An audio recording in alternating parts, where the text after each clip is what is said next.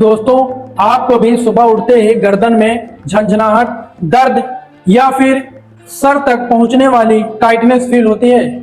आज के टाइम में सर्वाइकल पेन एक नई बीमारी बन चुकी है। ऑफिस वर्कर, स्टूडेंट और मोबाइल यूजर सब इससे परेशान हैं। लेकिन सवाल ये है, ये होता क्यों है, इसका इलाज क्या है और इससे बचाव कैसे करें?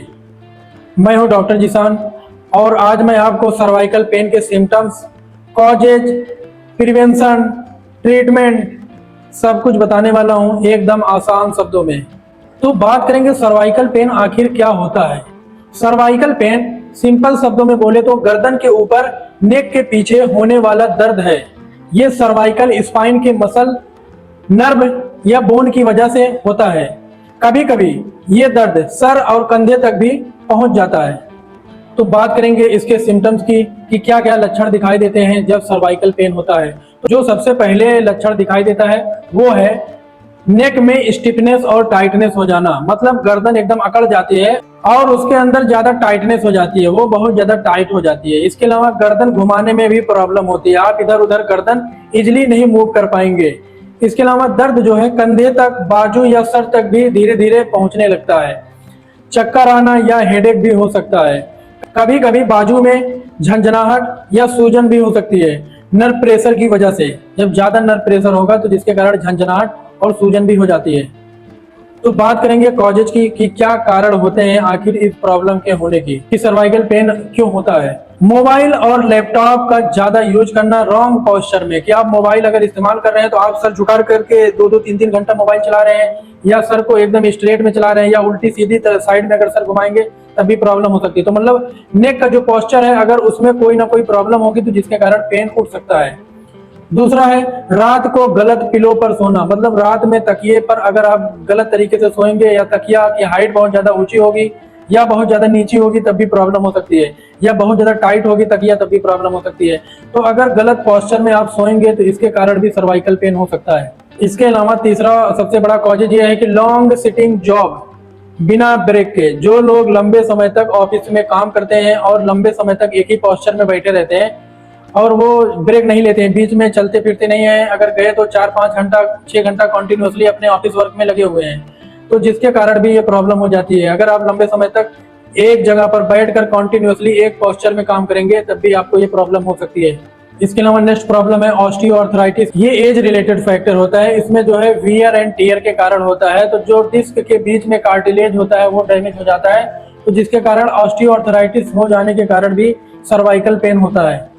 तो ये प्रॉब्लम आपको एक्सीडेंट और जर्क के कारण भी हो सकती है। जर्क का मतलब कि अचानक से आपके गर्दन पर कोई चोट लग गई या कुछ भी अचानक से कोई घटना घट गई तो इसके कारण भी ये प्रॉब्लम आपको हो सकती है।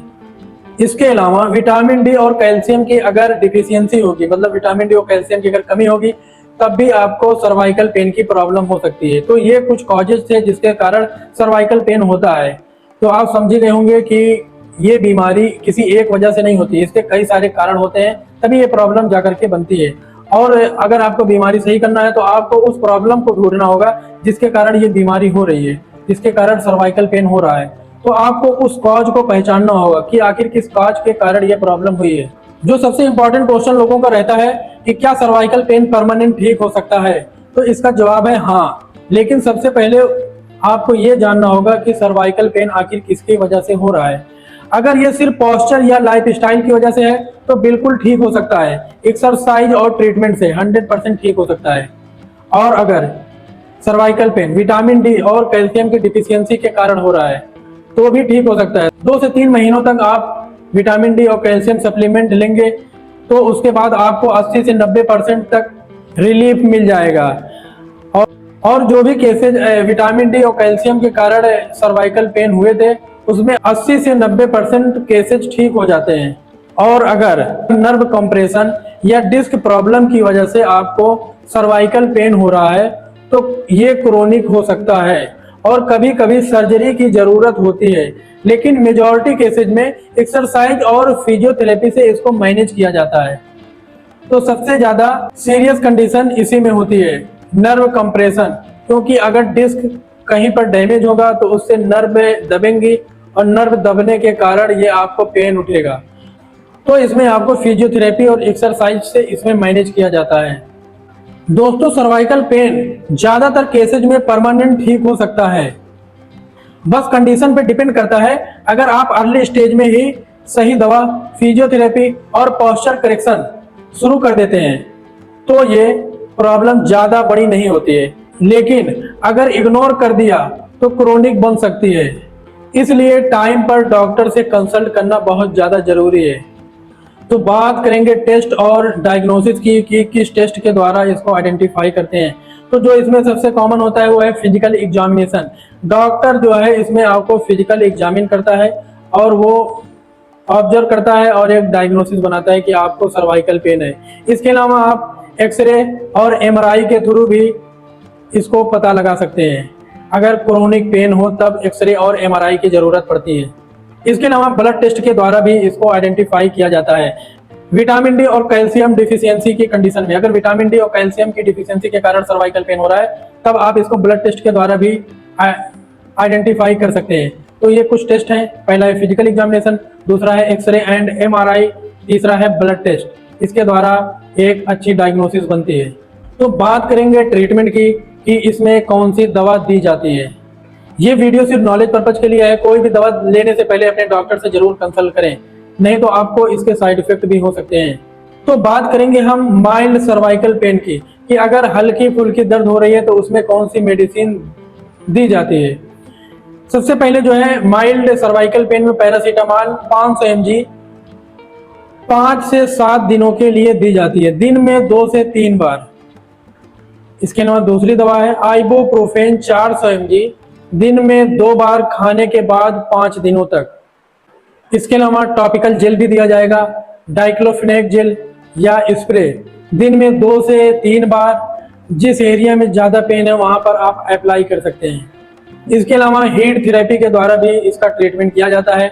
दिन में 15 से 20 मिनट गर्म पानी से इसकी सिकाई करें, इसमें भी आपको बहुत ज्यादा रिलीफ मिलेगा।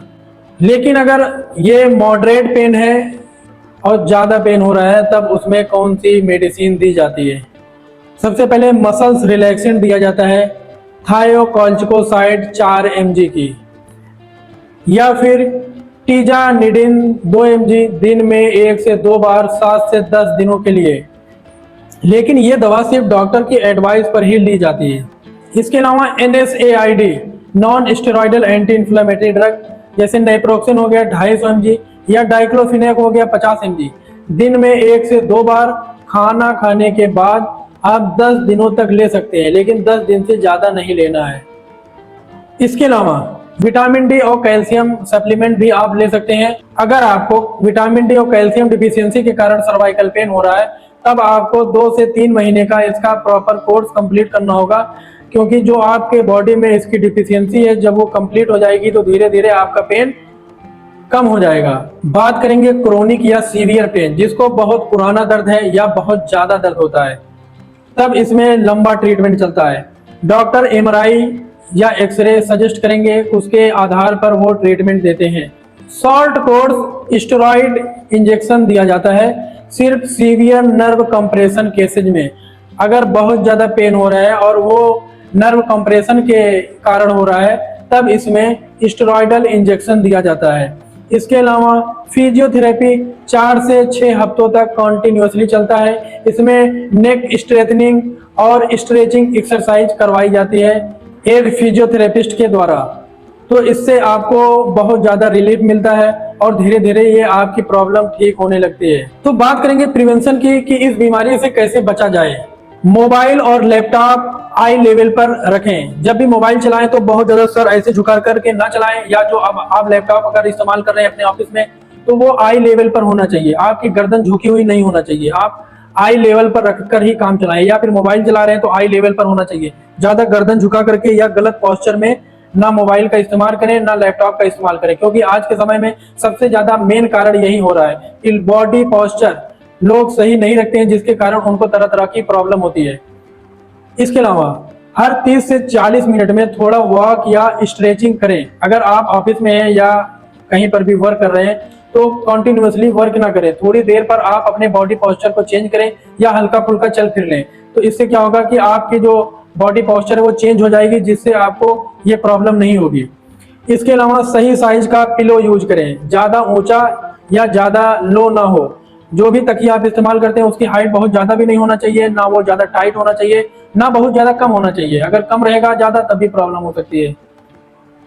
इसके अलावा विटामिन डी और कैल्शियम रिच फूड खाएं, जिसमें आपको विटामिन डी और कैल्शियम ज्यादा से ज्यादा मात्रा में मिल सके, तो आप ऐसे फूड खाएं। इसके अलावा आपको विटामिन डी सन से मिल जाएगा, लेकिन आपको कैल्शियम सप्लीमेंट से ही लेना होगा। तो आप विटामिन डी और कैल्शियम रिच फूड खा करके इस बीमारी से बच सकते हैं।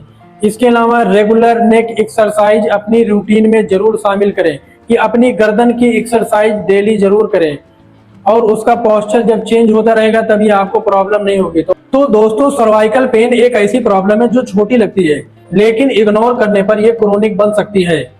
सही पोस्चर, एक्सरसाइज और डेली टाइमली ट्रीटमेंट से इसे इजीली कंट्रोल किया जा सकता है। अगर आपको ये वीडियो पसंद आई हो तो लाइक करें, शेयर करें और सब्सक्राइब जरूर करें।